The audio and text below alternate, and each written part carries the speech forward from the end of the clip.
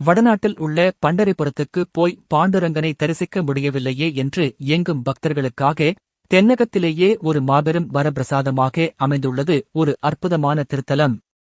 அதுதான் திருநெல்வேலி மாவட்டத்தில் புண்ணிய நதியான தாமிரபரணி ஆற்றங்கரையில் அமைந்திருக்கும் விட்டலாபுரம் அருள்மிகு பாண்டுரங்க விட்டலேஸ்வரர் திருக்கோயில். இந்த தலத்தை பக்தர்கள் தட்சிண பண்டரிபுரம், அதாவது தென் பண்டரிபுரம் என்று பக்தியோடு கொண்டாடுகிறார்கள். 16ஆம் நூற்றாண்டில் விஜயநகர பேரரசின் பிரதிநிதியாகவும் மன்னன் விஜயதேவராயரின் அமைச்சராகவும் இருந்தவர் விட்டலதேவன். இவர் பாண்டுரங்கன் மீது ரொம்பவே தீவிரமான பக்தி கொண்டவர். ஒரு நாள் இரவு இவருடைய கனவில் சாட்சாத் அந்த பாண்டுரங்கனை தோன்றி, வடக்கில் இருப்பது போலவே தென்னகத்திலும் நான் உனது இருப்பிடத்திலேயே அருள் பாலிக்க உள்ளேன் என்று ஒரு அற்புதமான விஷயத்தைச் சொன்னார். எனவே தாமிரபரணி ஆற்றுப்படுகையில் புதைந்து கிடக்கும் எனது விக்கிரகத்தை தோண்டி எடுத்து எனக்கு ஒரு கோயில் கட்டி வழிபடு என்று பாண்டுரங்கன் அவருக்கு உத்தரவிட்டு மறைந்தார். இறைவன் கனவில் சொன்னபடியே தாமிரபரணி ஆற்றில் தேடிப் பார்த்த விட்டலதேவன் அங்கே பாண்டுரங்கனின் விக்கிரகத்தை கண்டெடுத்தார்.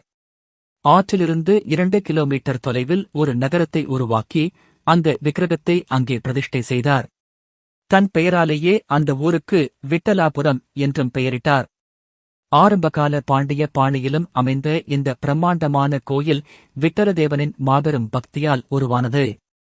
அவருடைய தீவிர பக்தியில் மகிழ்ந்த பாண்டுரங்கன் அவர் கண்முன் நேரில் தோன்றி, உனக்கு வேண்டிய வரம் கேள் என்று திருவாய் மலர்ந்தருளினார்.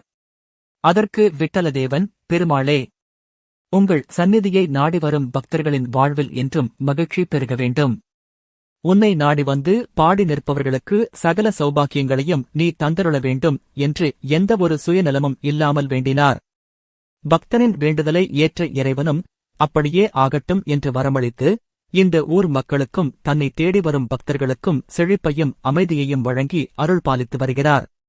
இக்கோயிலில் பாண்டுரங்கனுக்கு ருக்மணி, சத்யபாமா மற்றும் விஸ்வக்சேனர் ஆகியோருக்கு தனித்தனி சந்நிதிகள் அமைக்கப்பட்டிருக்கு.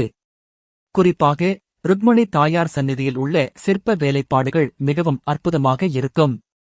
இந்த பாண்டுரங்க விட்டலேஸ்வரருக்கு மிகவும் பிடித்தமான பிரசாதம் எது தெரியுமா?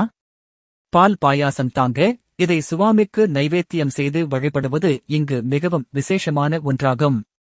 நுண்கலைகளுக்கும் இந்த கோயிலுக்கும் ஒரு நெருங்கிய தொடர்பு உண்டு. நடனம், இசை போன்ற கலைகளை கற்றுக்கொள்ளும் கலைஞர்கள் தங்களது அரங்கேற்றத்திற்கு முன்பாக இங்கு வந்து பிரார்த்தனை செய்வதை ஒரு மிக முக்கிய வழக்கமாகவே வைத்துள்ளார்கள். அது மட்டுமல்ல, மாபெரும் மகான்களான புரந்தரதாசர், ராமதேவர், துக்காராம் மற்றும் ஞானதேவர் ஆகியோர் இந்த கோயிலுக்கு நேரில் வந்து பாண்டுரங்கனை தரிசித்துள்ளனர். இன்றும் அவர்களின் வாரிசுகள் இங்கு வந்து வழிபாடு செய்வது இந்த கோயிலின் மாபெரும் சிறப்பாகும். இந்த ஆன்மீக தகவல் உங்களுக்கு பிடித்திருக்கும் என்று நம்புகிறேன்.